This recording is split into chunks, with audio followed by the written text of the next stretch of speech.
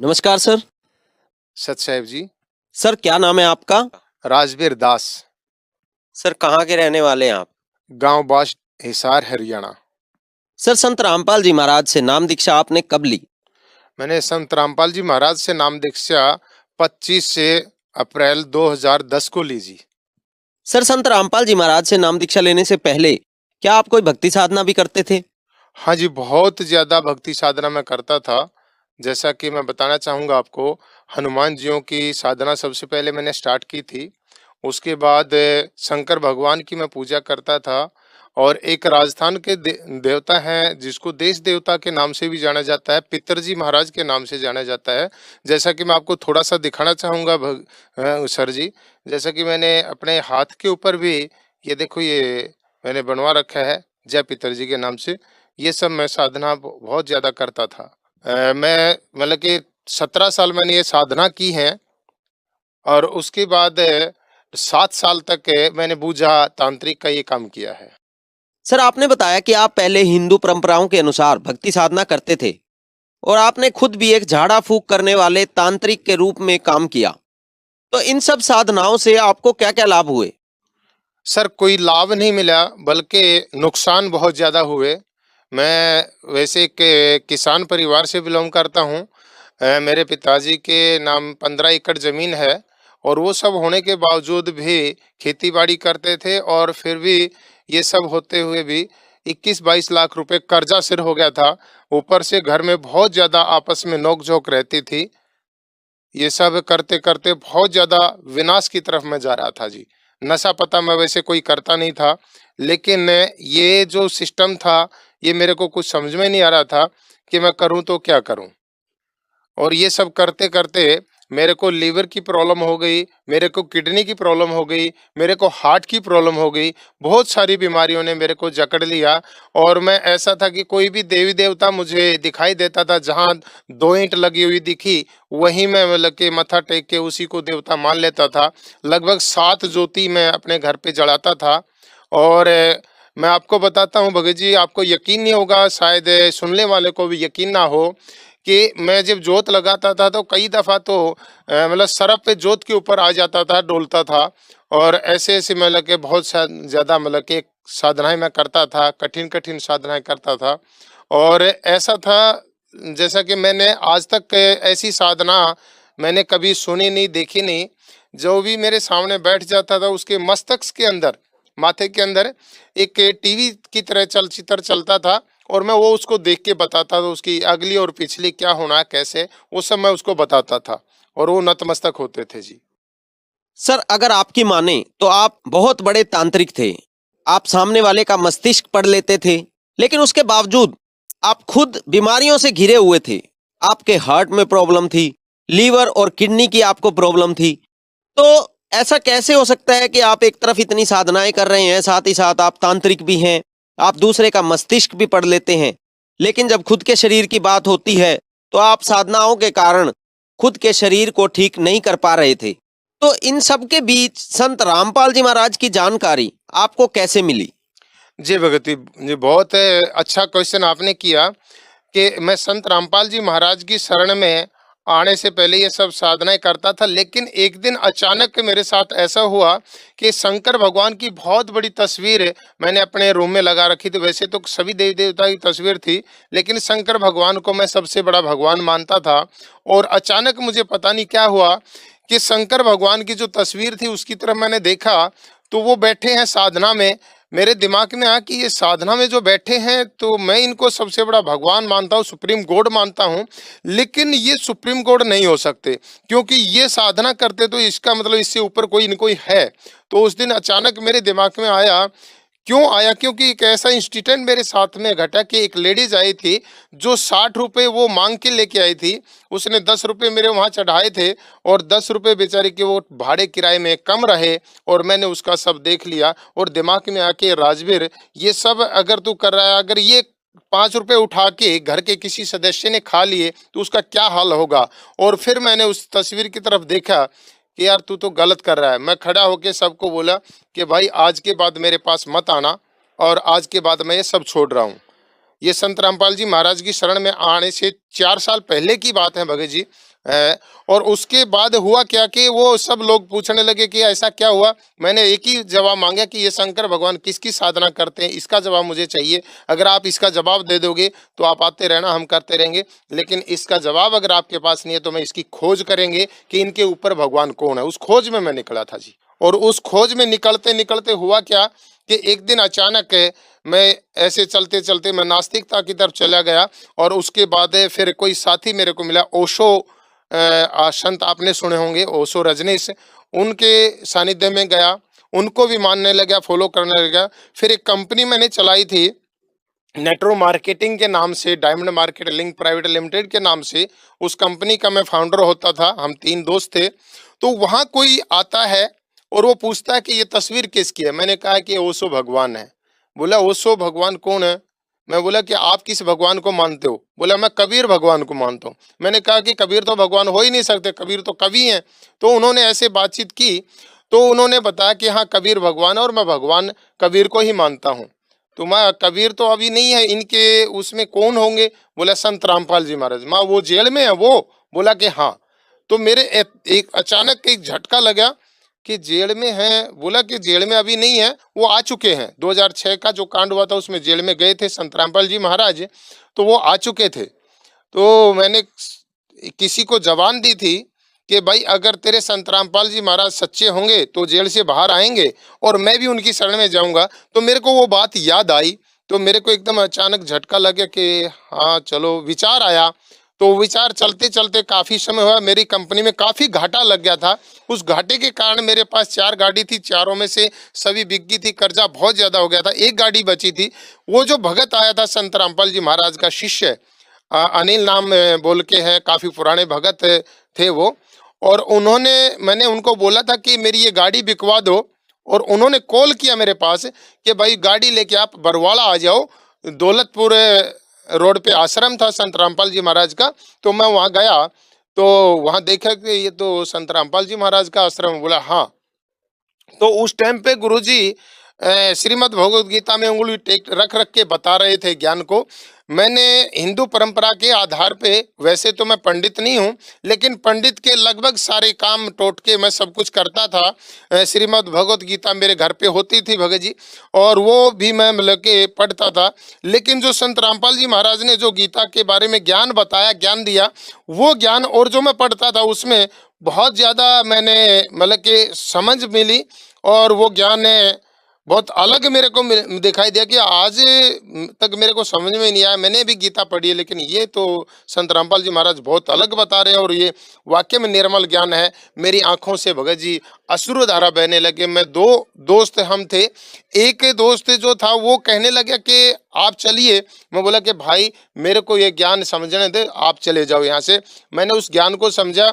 अगले दिन फिर सत्संग था, फिर सत्संग सुना, उससे अगले दिन भी सत्संग था। मैं 3 दिन का सत्संग सुना। तो भगत जी मैंने निर्णय लिया कि मैं संत रामपाल जी महाराज का ही शरण ग्रहण करूंगा। लेकिन 4 महीने लगा दिए मैंने वो संत रामपाल जी महाराज की शरण ग्रहण करने में। उन ज्ञान समझ के मैंने उस ज्ञान के आधार पे मैं गया और संत रामपाल जी महाराज से मैंने नाम दीक्षा ले ली भगत जी। सर, आपने बताया कि संत रामपाल जी महाराज से नाम दीक्षा लेने से पहले आपने ये खोज करने की कोशिश की कि शंकर भगवान से ऊपर जो भगवान है, जिसकी शंकर भगवान साधना कर रहे हैं, आप उसका पता करेंगे। और उसके अलावा आपने ये खोज करने की भी कोशिश की कि एक्चुअल में पूर्ण परमात्मा कौन है। इसी बीच संत रामपाल जी महाराज जी का शिष्य आपको आकर बताता है कि पूर्ण भगवान कबीर जी हैं। उसके बाद आप एक खोज करते हैं, और आप खोज करने के बाद ये पाते हैं कि सच में कबीर जी ही भगवान हैं, और आप संत रामपाल जी महाराज को पूर्ण संत मानकर उनसे नाम दीक्षा ग्रहण कर लेते हैं। लेकिन जैसे कि संत रामपाल जी महाराज से नाम दीक्षा लेने से पहले आपको काफ़ी शारीरिक प्रॉब्लम्स थी, और आपने एक कंपनी बनाई थी जिसमें आपको काफ़ी घाटा भी हुआ था, उसकी 4 गाड़ियां भी बिक गई थी। तो हम आपसे ये जानना चाहते हैं, जैसे कि हम संत रामपाल जी महाराज के लाखों श्रद्धालुओं से मिलते हैं और उनसे सुनते हैं कि संत रामपाल जी से जुड़ने के बाद उनको आर्थिक, शारीरिक, मानसिक हर तरह से अनेकों लाभ प्राप्त होते हैं। तो क्या इस तरह के एक्सपीरियंस आपकी लाइफ में भी हुए? क्या संत रामपाल जी से नाम दीक्षा लेने के बाद आपको भी कोई फायदे संत रामपाल जी की नाम दीक्षा से हुए? जी सर, बिल्कुल मैं आपको बताना चाहूँगा। सबसे पहले तो मैं आध्यात्मिक लाभ के बारे में आपको बताना चाहूँगा। जैसा कि आपने अभी मेरे को याद दिलाया, मैंने बताया था कि मैं एक खोज में निकला था कि शंकर भगवान से भी कोई ऊपर भगवान है। मैंने उस खोज में पाया कि शंकर भगवान से ऊपर एक भगवान नहीं, 2 नहीं 3 भगवान शंकर भगवान से ऊपर हैं। और वो संत रामपाल जी महाराज ने वो तीनों भगवानों को कंप्लीट छंद-छंद करके उनके भेद को कंप्लीट बताया और उस आध्यात्मिक रास्ता मेरे को मिला। सबसे पहला लाभ तो मुझे ये हुआ जी। उसके बाद बात करूँ कि आर्थिक लाभ की, आर्थिक लाभ है, बहुत सारे आर्थिक लाभ हैं भगत जी। और आज मैं अगर बताऊँ तो आर्थिक लाभ के आधार पे मेरा जो कर्जा था, जो कंपनी के आधार पे जो था, जो केस वगैरह जो मेरे ऊपर चले हुए थे, वो सब कंप्लीट निपटारा हुआ। और आर्थिक तो रूप से भी मुझे बहुत सारे लाभ हुए। अब बात करूँ शारीरिक लाभ की, जितने भी मेरे को किडनी की प्रॉब्लम थी, मेरे को लीवर की प्रॉब्लम थी, मेरे को मानसिक प्रॉब्लम से मैं बहुत ज़्यादा पीड़ित था, वो सब लाभ मुझे संत रामपाल जी महाराज के सानिध्य में आने के तुरंत 1 से 2 हफ्ते के बाद ही मिलना स्टार्ट हुए। लेकिन विरोध बहुत ज़्यादा मैंने सहन किया, क्योंकि मेरे घर में भी बहुत सारा विरोध हुआ। घर वालों ने काफ़ी विरोध किया कि यही आपको संत मिले थे, कोई और ले लेते किसी का नाम। आसाराम का नाम लिया गया, भाई आसाराम का नाम ले लेते, राम रहीम का ले लेता, या फिर राधा स्वामी का ले लेता। हमारे रिश्तेदारी में काफ़ी लोगों ने राधा स्वामी का नाम लिया हुआ है। तो ऐसे ऐसे करके मुझे बहुत ज़्यादा दिक्कतें दी। और भगत जी से उसमें चलते सर मेरा क्या हुआ, 3 महीने के अंदर अंदर मेरा नाम खंडित करवा दिया गया और मुझे उन सभी प्रेत आत्माओं ने दोबारा से फिर घेर लिया और मैं एक मरण वाली सैया पर चला गया था। क्योंकि परमात्मा बताते हैं कि जब नाम खंड हो जाता है तो परमात्मा का जो पंजा है वो सिर से हट जाता है, काल के पंजे में हम आ जाते हैं। और मैं लास्ट स्टेज पे था, तब मेरी सिस्टर आके मुझे बोलती है कि भाई तू अपना कुछ मेरे को फोटो वगैरह दे दे, मैं ताकि आपको फोटो दिखा के कहीं आपसे कि कुछ झाड़ फूक करवाऊं, पूजा वगैरह निकलवाऊं। मैंने वो दिया। 1 हफ्ते बाद मेरी सिस्टर आती है, तो वो एक 2010 से पहले का जो मेरा पूरा कंप्लीट बचपन से लेके 2010 तक का जितना भी मेरा निवृत्तांत था उसमें लिखा हुआ था। और लास्ट में लिखा था कि इसकी मौत होगी दिवाली से 1 दिन पहले या 1 दिन बाद में, वो सब लिखा हुआ था। वो देख के मैं भी समझ गया कि हाँ, मौत तो निश्चित है। लेकिन वो कहते हैं ना कि मारने वाले से बचाने वाला तकड़ा होता है, और वो परमात्मा का जिसके ऊपर मतलब कि पंजा है उसको कोई मार नहीं सकता। लेकिन वो सब होते होते जो जिसने मेरे को संत रामपाल जी महाराज जियों का रास्ता बताया था, वो आ जाते हैं और वो आके मेरे को मिलने के लिए आए थे। लेकिन मैंने उनको एक ही अरदास लगाई कि भाई मैंने संत रामपाल जी महाराज का आशीर्वाद नहीं लिया है, मेरी एक आखिरी इच्छा पूरी कर दो, उनका मेरे को आशीर्वाद दिला दो। वो मेरे को आशीर्वाद दिलाने के लिए वहाँ लेके जाते हैं। तो भगत जी वहाँ मैं एक अजीब सी घटना मेरे साथ घटी है, और वो मैं आपको थोड़ा सा शेयर करना चाहूँगा। वहाँ जाते ही मेरे साथ हुआ क्या कि गुरुजी एक हाथ से आशीर्वाद देते हैं, लेकिन मालिक ने, उस परमात्मा ने, मेरे संत रामपाल जी महाराज जी ने मेरे को दोनों हाथों से आशीर्वाद दिया। और आपको बताना चाहूँगा, दोनों आँखों से हमारे जो गुरुजी हैं बहुत लंबे हैं और मैं थोड़ा छोटा हूँ, तो मैंने ऊपर की तरफ यूँ देखा तो दोनों आँखों से चक्कर निकलते हैं, और वो सुरक्षा चक्कर के रूप में मेरे सिर के ऊपर से घूमते हैं और काटते हुए, यहाँ तक काटते हुए काटते हुए काटते हुए वो नीचे तक आते, और मैं एकदम से उसको देख के घबरा जाता हूँ और पंजों के नीचे से चिंगारी निकल रही हैं और वहाँ गिर जाता हूँ। लगभग 10 मिनट के बाद मुझे होश आता है, तो मुझे भूख लगती है और मैं उनको बोलता हूँ कि मुझे भूख लगी है, आप मेरे को खाने के लिए चाहिए। आपको पता है सर, आप भी आए हो आश्रम में, आपने देखा कि संत रामपाल जी महाराज का जो भंडारा है 24 घंटे चलता है। तो मैंने वहाँ भंडारा किया, पता नहीं कितना मैंने खाया, मुझे नहीं पता। 15 दिन से मेरे अंदर अन्न नहीं गया था, लेकिन वहाँ खाने के बाद, भंडारा लेने के बाद मेरे अंदर ऑटोमेटिक ऐसा हुआ कि हाँ, मैं ठीक हो गया। जैसे मैं आश्रम से संत रामपाल जी महाराज जी से आशीर्वाद लेके आया और जो मृत शैया पे मेरा शरीर पड़ा था, मैं बिल्कुल स्वस्थ हो गया, बिल्कुल ठीक हो गया। और ठीक होने के बाद, ठीक जैसे कि मैंने आपको पहले भी बताया था कि उसमें पेज में लिखा था उस तांत्रिक ने कि ये आपकी दीपावली से 2 दिन पहले या 2 दिन बाद मृत्यु हो जाएगी।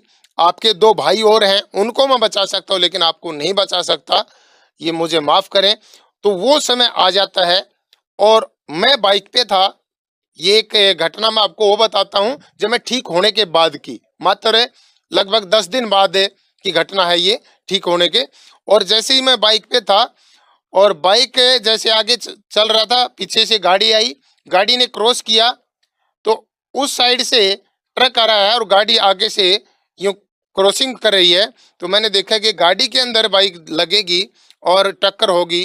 तो मेरे दिमाग ने काम किया कि मैं फुटपाथ से दूसरी साइड में बाइक को निकाल दिया। उधर से ट्रक आया, बाइक ट्रक के नीचे गई और वहां कहते हैं ना कि परमात्मा को किसने देखा? मैंने देखा परमात्मा को। इस दास ने, इस कुत्ते ने देखा उस परमपिता परमात्मा को। जैसे ही वो बाइक उसके नीचे गई और मैं इधर से गिरा, ये मेरा लगा, हेलमेट पहन रखा था वो कंप्लीट चूर-चूर हुआ, इधर से थोड़ी सी खरोच आई और परमात्मा ने ये दोनों बाजू पकड़ के मेरे को यूं उठा दिया और बोले कि बेटा आप भक्ति करो और आगे आपका जीवन नहीं था, ये एक्सटेंड किया। इतनी आवाज मुझे आई और जो बंदे मेरे पीछे बैठे थे वो बाद में उठे, मैंने पहले उठ उस परमात्मा ने उठा दिया। इस घटना को देख के शायद सुनने वालों को बड़ा अजीब लगे, मतलब कि उनको ना जचे, लेकिन ये मेरे साथ घटना घटी और परमात्मा को उस वक्त मैंने साक्षात उस परम पिता परमात्मा कबीर भगवान के दर्शन मुझे हुए।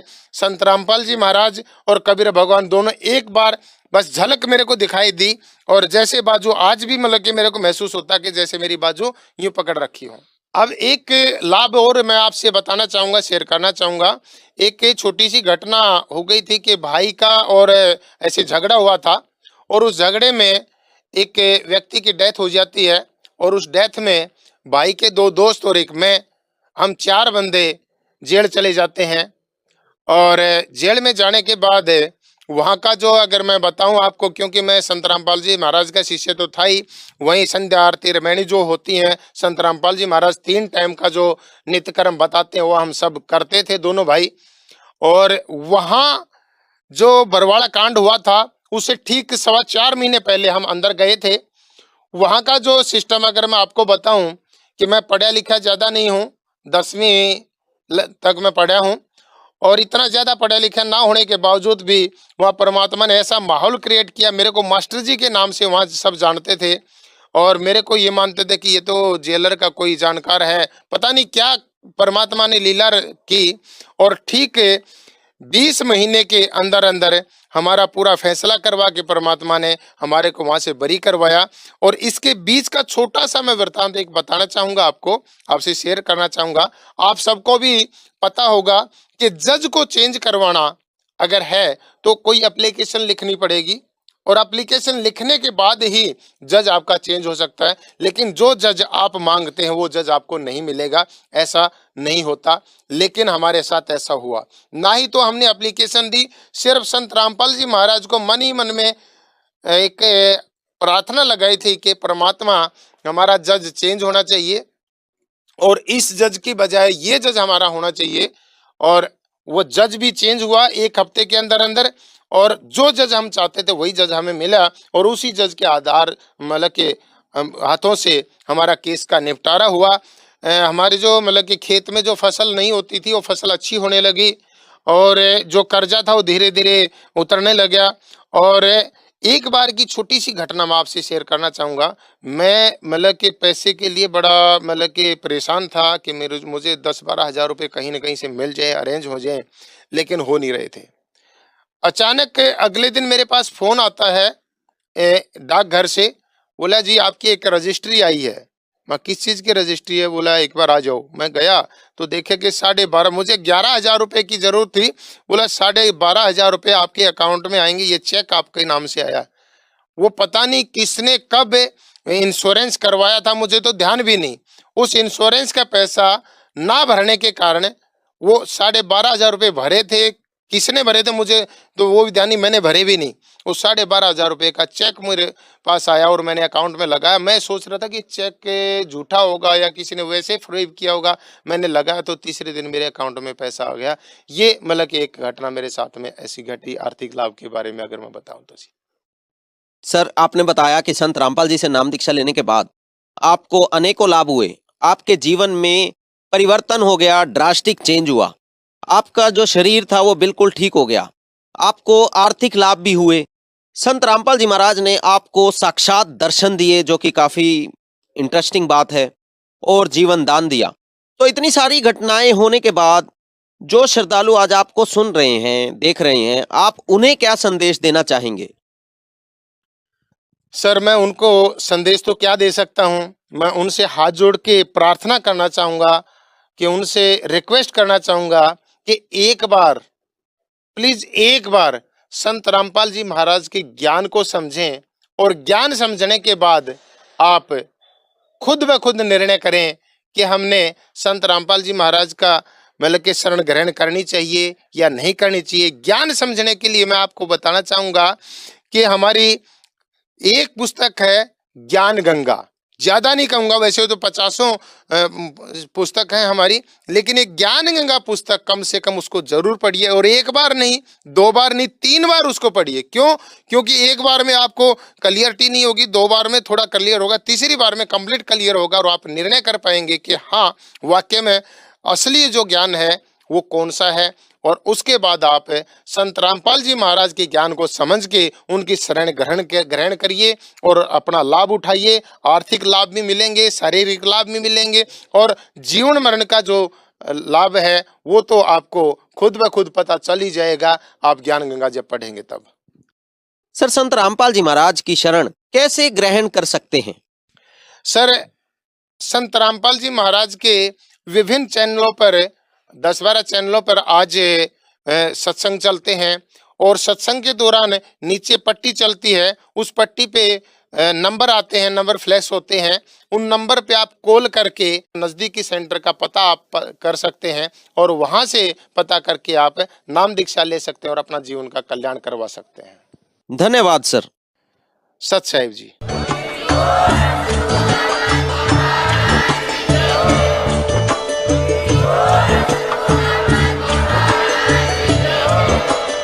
आप सुन रहे थे जगत गुरु तत्वदर्शी संत रामपाल जी महाराज जी के मंगल प्रवचन। अधिक जानकारी के लिए विजिट कीजिए हमारी वेबसाइट www.jagatgururampalji.org। संत रामपाल जी महाराज जी के शुभ आशीर्वाद से पूरे विश्व भर में 500 से भी ज्यादा नाम दीक्षा केंद्र हैं, जिन पर संत रामपाल जी महाराज जी द्वारा ऑनलाइन निशुल्क नाम दीक्षा दी जा रही है। अपने नजदीकी नाम दीक्षा केंद्र का पता करने के लिए संपर्क करें 8222880541।